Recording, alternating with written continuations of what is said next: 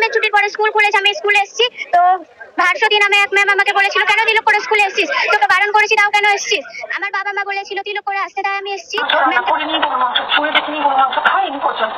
এবং অন্যের ধর্মাচরণে বাধা দেওয়ার অধিকার আমার কোনো নেই। আমি একটা অন্য দেশে দাঁড়িয়ে রয়েছি যেখানে তাদের জাতীয় খাবারের মধ্যে পড়ে গরুর মাংস, সেখানে দাঁড়িয়ে আমি বলতে উফ, তোমাদেরকে আর কি বলবো। একদিকে একটা বোনের সামান্য তিলক পড়ে যাওয়াতে স্কুলে এত বড় সড়ো ঝামেলা, বিবাদ, তারপরে সংঘর্ষ, তারপরে প্রতিবাদ জানানো, খোল করতাল নিয়ে গিয়ে প্রতিবাদ জানানো। আর অপরদিকে একজন বিশাল বড় বিখ্যাত কুখ্যাত রাঁধুনি বাংলাদেশে গিয়ে নিজের কলকাতার বদনাম করা, প্লাস গোমাংস দেখে তার জিভ দিয়ে টলটল করে ঝরে পড়া জল সে নিচেতে চেটে খাওয়া। আর একদিকে সোনাক্ষী সিনহার বিয়ে, তবুও তাও অন্য ধর্মের মানুষের সাথে। আর একদিকে এত কিছু নিয়ে আমার মাথা হয়ে গেছে হ্যাং।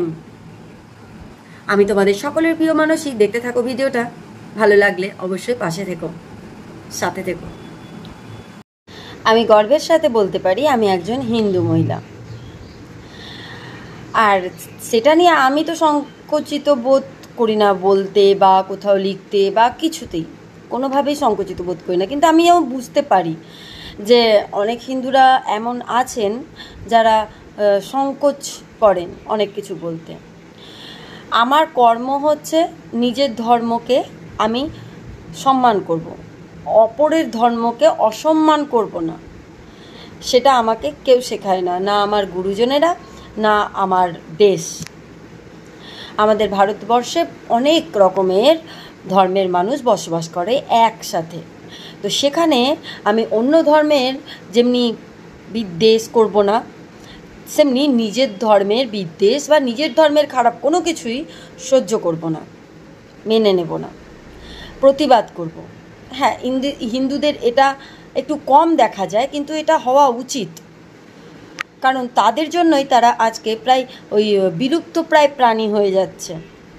প্রত্যেক হিন্দু ধর্মের মানুষেরা হুট করেই অন্য ধর্মের মানুষের সাথে বিবাহ সম্পন্ন করে নিচ্ছেন, অন্য বাড়িতে গিয়ে সংসার করছেন, প্লাস নিজেদের যে ওয়েটটা কিভাবে মেনটেন করতে হয় সেটুকুও তারা জানেন না। আমার মনে হয় হিন্দুরা ঠিক ওই রকম, যেরকম সবার মুখে প্রচলিত আছে যে আমরা এক বৃন্তে দুটি কুসুম, মানে ধরো একটা মায়ের কোলে যেমনি একটা ছেলে আর একটা মেয়ে, আর হিন্দুরা হচ্ছে সেই মেয়ে সন্তানটির মতন, যে ব্যথা পেলে কষ্ট তো লাগে কিন্তু মুখ দিয়ে প্রকাশটা কম করে, বুকটা তো ফাটে অনেক কিছু দেখলে, কিন্তু চিল্লিয়ে বলে না কাউকে। ছেলেদের সহ্য ক্ষমতা কম থাকে, প্লাস ছেলেদের একটুতেই গোটা বাড়ি সবাই মাথায় করে বসে থাকে। কিন্তু একটা মেয়ের হাজার কষ্ট, হাজার ব্যথা লাগলেও সবাই চুপ করে থাকাটাই শেখায়, বলে সহ্য কর, সয়ে যা। ঠিক সেই রকমই হিন্দুরা সইতে পারে একটা মেয়ের মতন। কিন্তু সইতে সইতে তোমরা যে তোমাদের অস্তিত্বটা হারিয়ে বসছো, সেটা কি তোমাদের চোখে পড়ছে না? তোমাদের কি এখনো মনে হচ্ছে না যে নিজেদের অস্তিত্বটুকু বজায় রাখতে হলে গর্জে উঠতে হবে, কিছু করতে হবে? অন্যায়গুলো মেনে নেওয়া যাবে না, অন্যায়ের বিরুদ্ধে কথা বলতে হবে, রুখে দাঁড়াতে হবে, তবে অন্যায়গুলো বন্ধ হবে। একবারের জন্য তোমাদের মনে হচ্ছে না? আজকে আমাদের কলকাতার একজন কুখ্যাত রাঁধুনি, উনি বাংলাদেশে গিয়ে আমাদের যেটা মুখে উচ্চারণ করতেও বেঁধে যায়, সেখানে উনি বাংলাদেশের একটা শোতে গিয়ে লাইভ টেলিকাস্ট করছেন যে ওনার গোমাংস নাকি ইয়াম্মি লাগছে, টেস্টি লাগছে, খাওয়ার জন্য উনি ছটফট করছেন। মানে তার বলার টোনেই বোঝা যাচ্ছিল যে সে কতটা নির্লজ্জ। সে নাকি একজন ব্রাহ্মণ ঘরের বউ, তার ছেলেকে, তার পুত্রকে নাকি সে সোনার পইতে পরিয়েছে, ব্রাহ্মণ বানিয়েছে।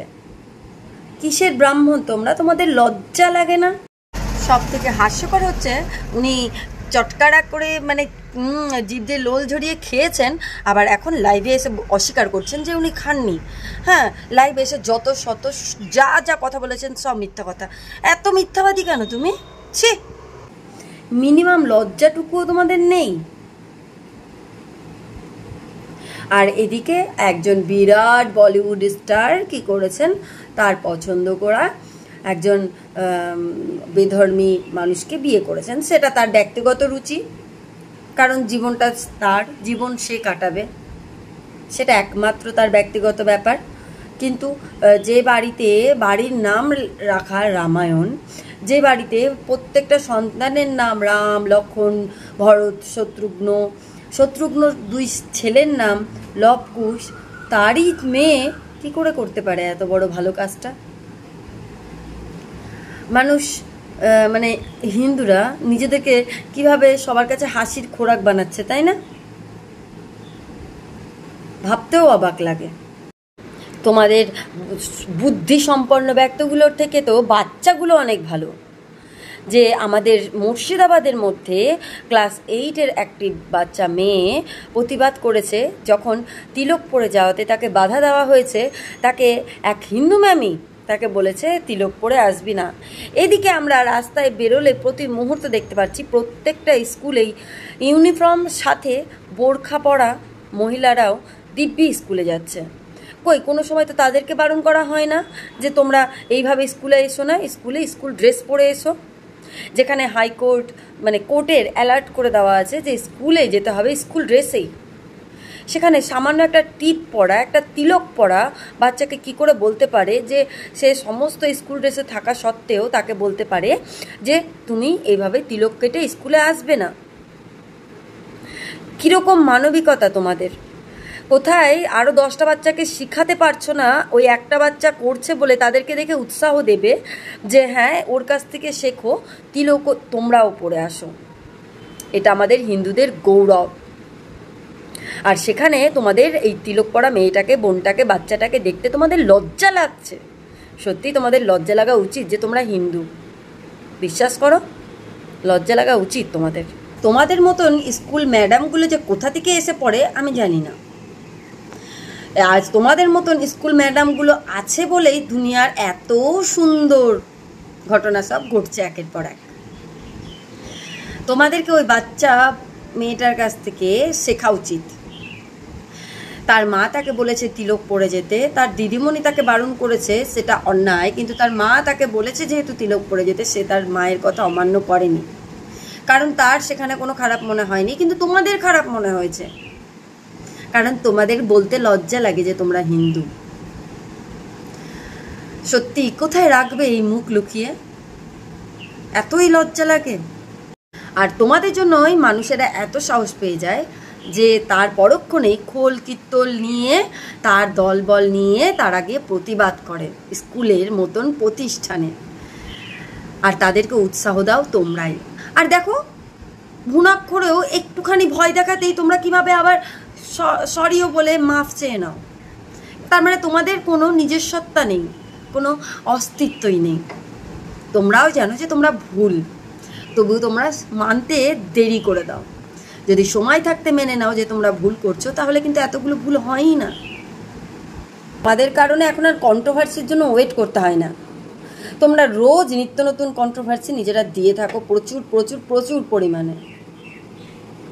এবার সেটাকে সবাই কিভাবে দেখছে সেটা তার ব্যক্তিগত চয়েস। প্রত্যেক দিন একের পর এক এমন এমন ঘটনা আমাদের চোখের সামনে ঘটে যাচ্ছে, যেগুলো নিয়ে কথা বলতে গেলে অনেক কিছু বলতে হয়। আর যাই হোক, বোনটা যেন তার স্কুলে যায়, খুব সুন্দরভাবে পড়াশুনো করে এবং অনেক বড় হতে পারে। এই তোমাদের মতন মুখোশধারী মানুষগুলোর মুখোশ টেনে খুলে দিতে পারে। আর আমি তো অনেক খুশি হয়েছি ওই সুদীপা রাধুনির এত বড় পরিণতি হওয়াতে। তোমরা খুশি হয়েছো নাকি? কি অবশ্যই কমেন্ট করে যেও কিন্তু। হ্যাঁ, সোনাক্ষী তার নিজের জীবন ভালো মতন কাটাক, আমিও সেটাই চাই, ভালো থাকুক। তার স্বপ্নের পুরুষের সাথে তার বিয়ে হয়েছে, তার স্বপ্নের পুরুষ সে যে ধর্মেরই হোক না কেন, তার ভালো লেগেছে, সে বিয়ে করেছে। যাই হোক, আজকের ভিডিওটা এটুকুই থাক। আমি তোমাদের সকলের প্রিয় মানুষই। যদি তোমাদের ভালো লাগে ভিডিওটা, তবে অবশ্যই লাইক কমেন্ট শেয়ার করে পাশে থাকবে। দেখা হচ্ছে পরবর্তী ভিডিওতে। ভালো থাকবে সবাই, টাটা।